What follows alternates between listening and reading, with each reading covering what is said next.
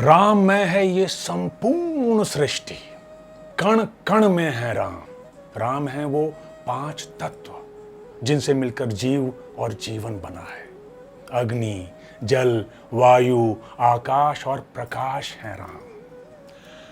आप सोच रहे होंगे कि मैं किस राम की बात कर रहा हूं, कौन है वो राम जिनकी मैं चर्चा कर रहा हूं। तो मैं सुनील कुमार सिंह बता रहा हूं आपको राम रहस्य, और सुनाने जा रहा हूं राम लीला।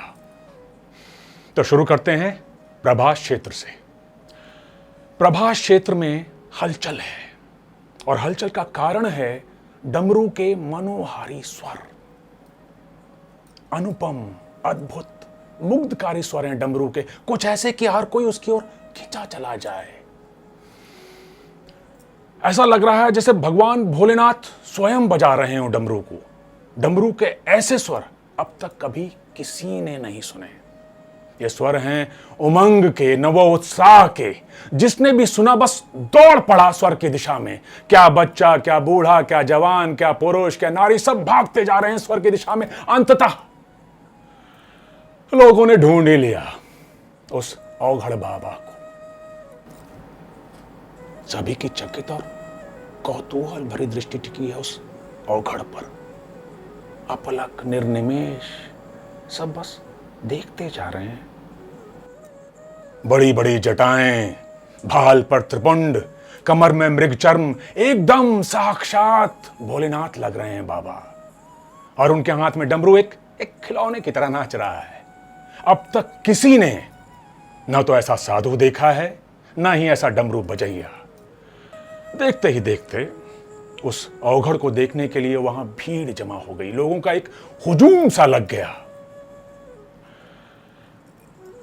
एक मदारी है यह अवधूत, और उसे तलाश है एक खिलाड़ी की। एक ऐसा खिलाड़ी जो उसके डमरू के स्वरों के जादू को समझ सके, जो सृष्टि के प्रथम नाद की व्याख्या कर सके। कौन हो सकता है ऐसा खिलाड़ी? कोई समझे या ना समझे, किंतु कैलाश वासिनी देवी पार्वती ये समझ रही हैं कि ये उनके स्वामी की रचाई कोई लीला है। किंतु कैसी लीला, ये वो भी समझ नहीं पा रही हैं।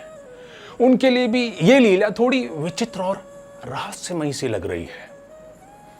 प्रश्न तो उनके मन में तभी उठा था जब पहली बार भगवान भोलेनाथ का डमरू निनादित हुआ था। रोकने और पूछने का प्रयास भी किया था उन्होंने, पर भोलेनाथ नहीं रुके थे। सृष्टि को गति देने वाले को कौन रोक सकता है भला? और वैसे भी भक्त और भगवान के मिलन को आज तक कोई रोक सका है? कभी नहीं। वहां उपस्थित लोगों को क्या पता कि जिसे वो मदारी समझ रहे हैं वो मदारी नहीं, बल्कि देवों के देव महादेव भोलेनाथ हैं, जो मदारी का वेश धरकर कैलाश से धरती पर आए हैं। और उनका उद्देश्य है अपने अंशावतार केसरी पुत्र अंजनानंदन की इच्छा पूरी करना। अरे कैसी इच्छा है अंजनानंदन की, जिसके लिए भगवान भोलेनाथ को मदारी का वेश धरकर कैलाश से धरती पर आना पड़ा? है ना विचित्र और अद्भुत लीला। इधर अवघड़ दानी को देखने के लिए बच्चों के साथ साथ बाल हनुमान भी भागते हुए चले आते हैं।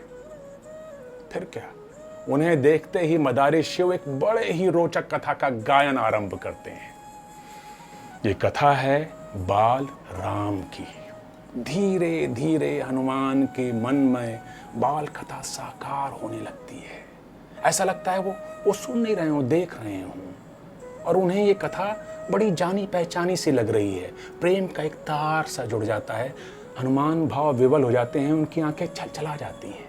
ठीक वैसे ही जैसे कि तुलसीदास जी ने मानस में लिखा है, भय प्रकट कृपाला दीन दयाला कौशल्या हितकारी हर्षित महतारी मुनि मनहारी अद्भुत रूप विचारी लोचन अभिरामा तनु घनश्यामा निज आयुध भुजचारी भूषण बनमाला नयन विशाला शोभा सिंधु खरारी कह दुई कर जोरी अस्तुति तोरी कही विधि करो अनंता। राम कथा सुनने के बाद वहां उपस्थित बच्चों में राम को देखने की एक ललक पैदा हो जाती है। और फिर हनुमान जी की तो बात ही कुछ और है। वो बड़े ही प्यार से नम्र स्वभाव में कहते हैं, बाबा बाबा मुझे राम जी के दर्शन करने हैं, बाबा आप मुझे उनसे मिलवा दीजिए ना, बाबा आप मुझे उनसे मिलवा दीजिए, बाबा आप ना मत कीजिएगा। भगवान शिव के चेहरे पर त्रिलोक जयी मुस्कान उभरती है। वो कहते हैं, ठीक है मिलवा दूंगा बेटा, अवश्य मिलवा दूंगा, किंतु तुम्हें पहले अब मां से अनुमति लेनी पड़ेगी। जाओ जाके मां से अनुमति लेके आओ।